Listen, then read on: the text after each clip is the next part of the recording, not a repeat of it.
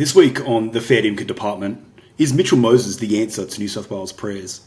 Are the Sharks NRL pretenders? Yes.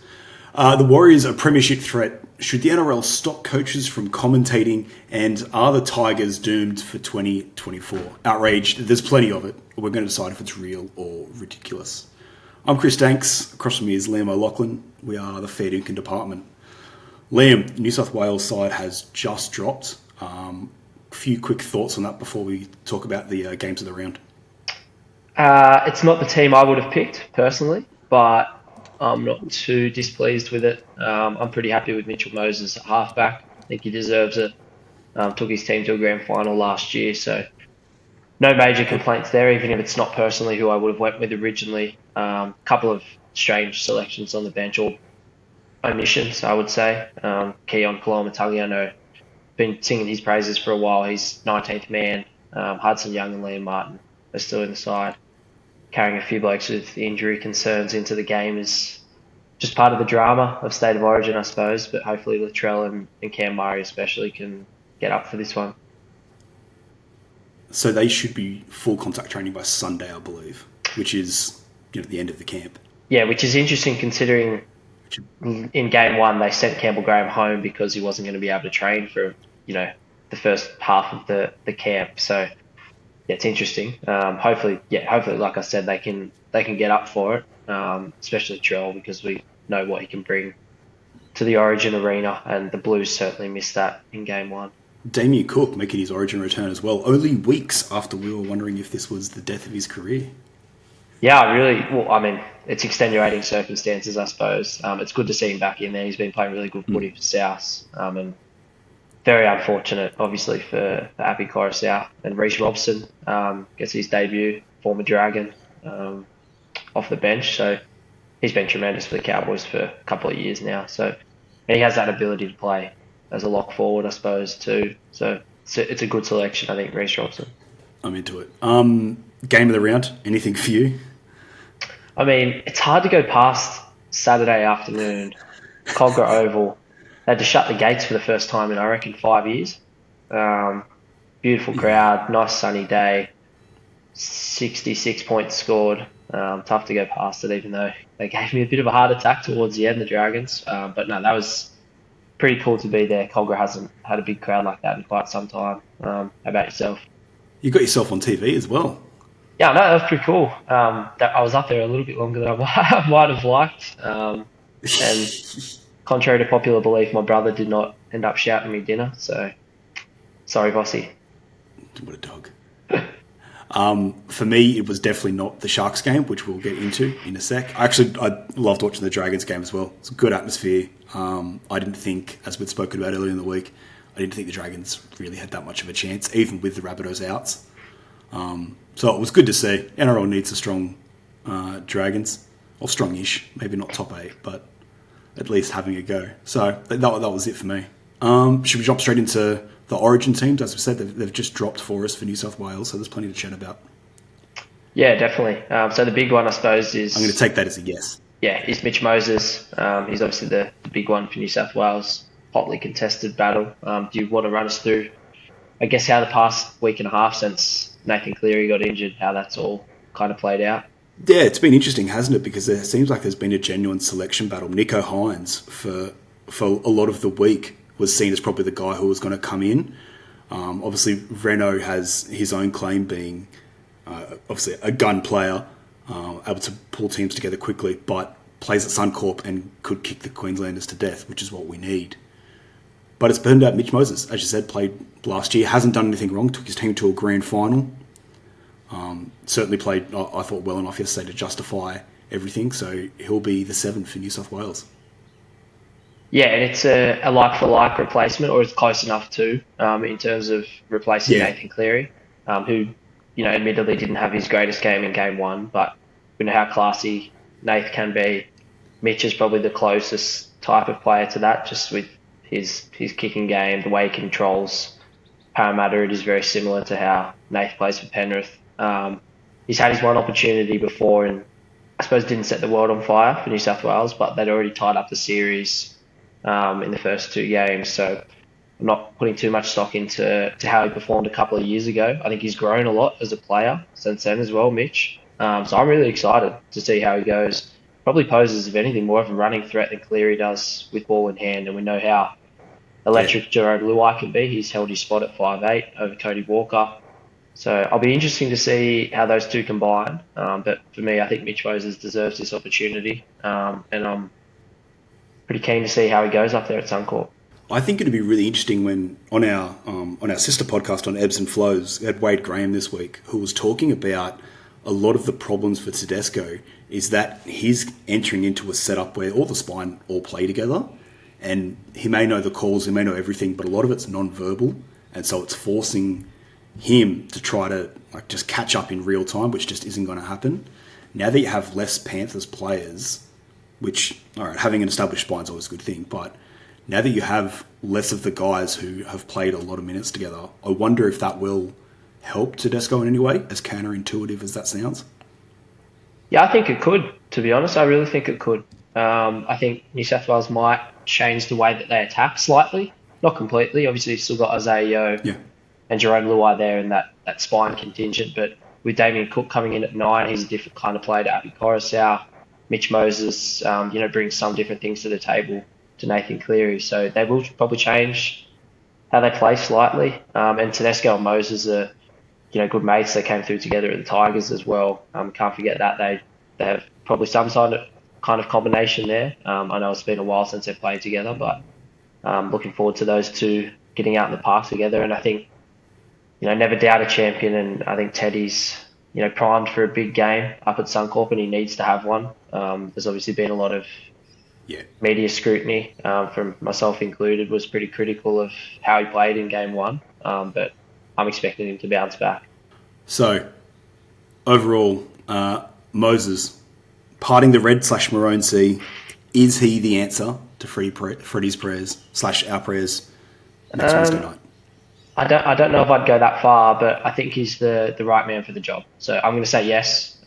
He is the answer to what New South Wales need. I think, he's the most credentialed current guy. I suppose the criticism of Nicho Hynes is, I guess, his inability to perform in big games and against top 8 sides. That's become well documented in the past, few days, especially after that performance against Melbourne, which I'm sure we'll get into shortly. And Adam Reynolds is, he wouldn't have let anyone down, but I think at the moment Moses was the right man for the job. So more than happy to say he's the answer to our prayers for New South Wales. I'm 100% with you. All right, let's get it out of the way. Whatever happened with Cronulla on the weekend, 54-10 loss to the Storm. Hynes probably had his worst game for the club. Just some silly errors. It was bad at half time, and I think there was always the thought that maybe the Storm were going to said they'd already won the game. They had the 2 points. They would just play to their structures and that would be it. But no, they kept their foot on the throat. So it got to 54-10. Matt Moylan who's been a target of fans for a very long time. Sometimes justifiably so. A lot of the times not. He was pretty ordinary on both sides of the ball. Just reading your notes, Talakai, not so great. Katoa, great. Wade Graham, interesting one. We'll come to Wade Graham because I have some thoughts on that. First off, knowing Craig Fitzgibbon and his tendency not to pick and stick, but to certainly try to aim for consistency with his team, do you think there'll be any changes this week? Oh, that's hard, to be honest. I think Craig Fitzgibbon's probably a coach that, will think of the mentality that these boys have dug themselves a hole. They can dig themselves out of it. So he might give, the players that certainly underperformed, not only against Melbourne on the weekend, but the week before against Brisbane, probably give them another week to possibly turn things around. They're playing the Dogs, so they should be going into the game as red hot favourites. Matt Moylan is certainly on thin ice, I would imagine, just with Braden Trindle is an NRL level playmaker, and he's performed well when he's been in the team this year and last year. So I think Moylan's certainly under pressure, but I don't know if Fitzy will make changes 4 o'clock this afternoon. By the time this drops, teams might Yeah. already be out. So yeah, I'm very intrigued to see which way Fitzy leans. Are you thinking that there'll be some changes? I think they'll have to be. Because Newtown played so well on the weekend, the Sharks feeder club. Trindle played very well at half. Tracy was at the back, but lit it up. Had 2-3 tries, 230-40 running meters. He's too good for reserve grade. I'd like to see him in the centres. I know Talakai played in the centres for an Origin very, very recently, but for me, I think Tracy should be ahead of Iro in the centres for now at least, and Talakai should move either into the 14 role. No, probably in the 14 role. I wouldn't have him start. That's for me. I think that's what should happen. Because there is, looking at some of the numbers, so we'll go all the way back to 2019, right? Sharks were 3-9 against top 8. 2020, they were 0-9, then 2-9. Last year they were 4-7. This year they've got a donut. So I'm not entirely sure whatever they're working towards at the moment is the answer for them. They certainly score a lot of points and they look very pretty when they do it. But there's something going on with that defence, which I cannot explain. Yeah, and it's not what we've become accustomed to, I suppose, with Cronulla. You think Cronulla, you think the 2016 Premiership side and teams under Shane Flanagan, how gritty they were and how strong they were defensively. At the moment, it's a complete opposite of that. And guys like Moylan are becoming the target because he's coming up with a few howlers in defence, but he's not the only one. I think it's probably more of a structural thing in defence this year, and I don't know where it's going wrong because last year they didn't seem to have this many issues without the ball. But yeah, like you said, their attack has been pretty good in most games. The last couple of weeks, obviously not so much. So yeah, look, I kind of agree with you, Reece Siffer. I think him dropping back to the bench probably be a good thing for him personally and for the Sharks. And yeah, bringing Connor Tracy because he's an X factor. He brings a lot of spark, a lot of speed, and Siffer can fill a variety of roles. And yeah, obviously Trindle is the other one who should be pretty close to getting into that starting 6 jumper. I mean, I'd love to if I was given the reins, and there's a reason why I'm not an NRL coach and Craig Fitzgibbon is. I'd love to see Hines in the 6, and I'd love to see Trindle as a 7 because I think he's a natural 7. But I don't know how wise it is moving the reigning Dally M medalist out of his preferred position.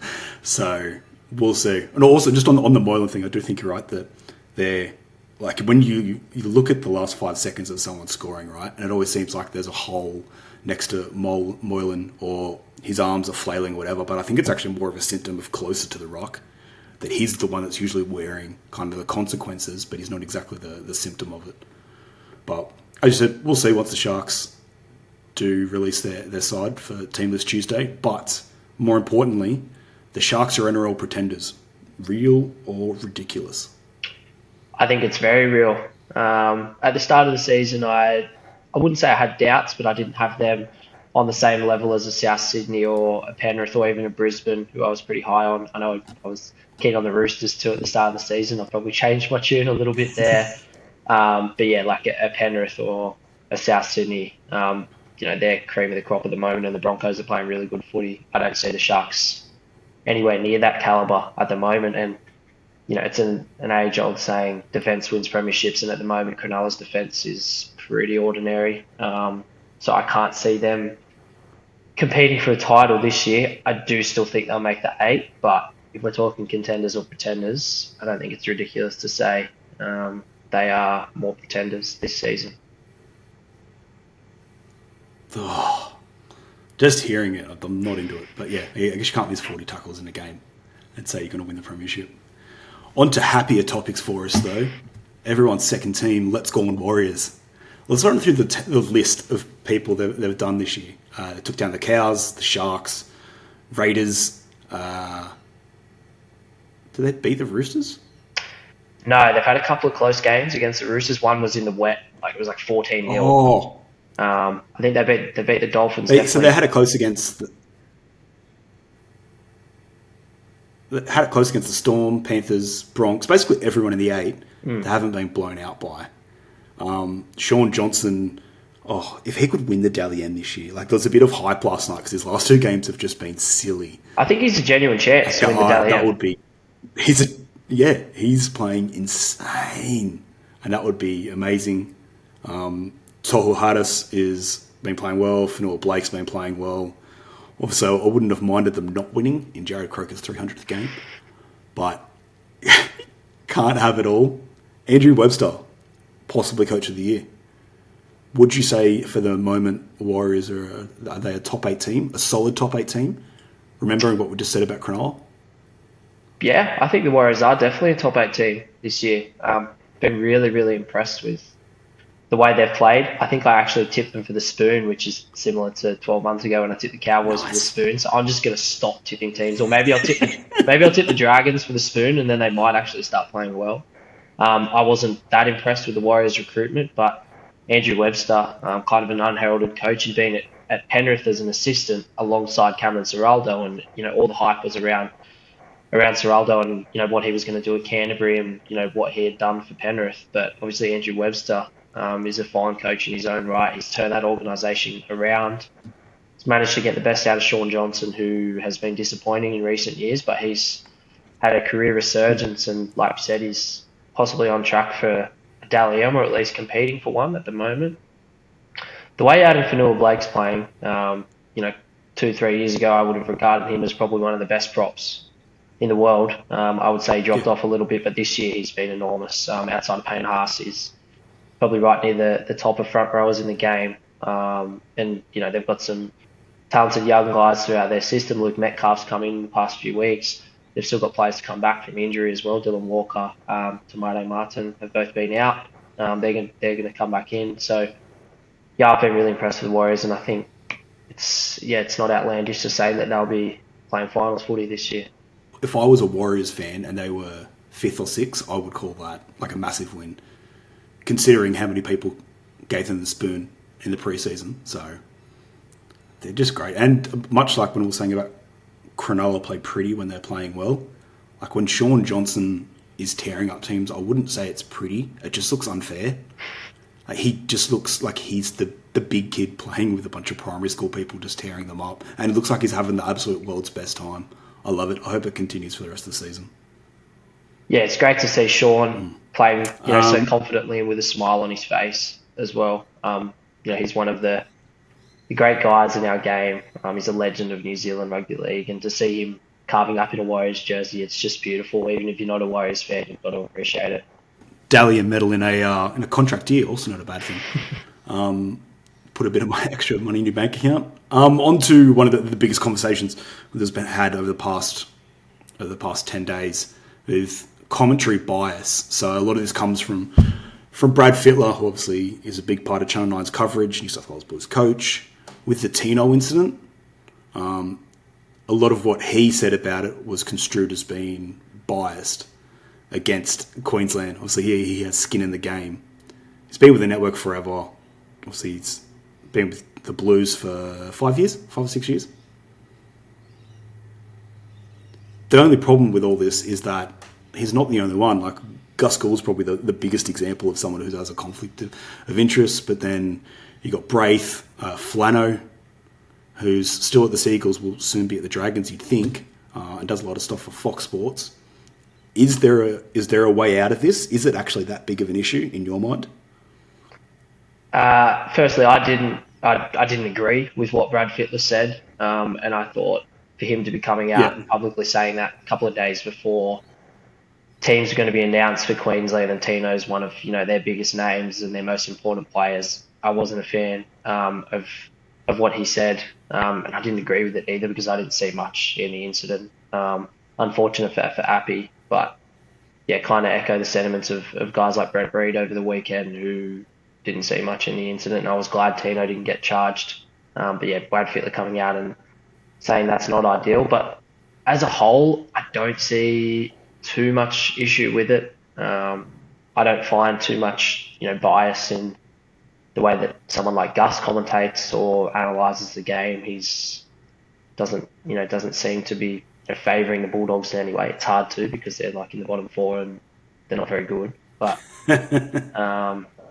Yeah, look, across the board, most NRL commentators or analysts that are former players, they've all got ties somewhere and they've all got agendas, just like you're a Cronulla supporter and I'm a Dragons supporter, even though my agenda probably goes against the Dragons a lot of the time because of how bad they've been.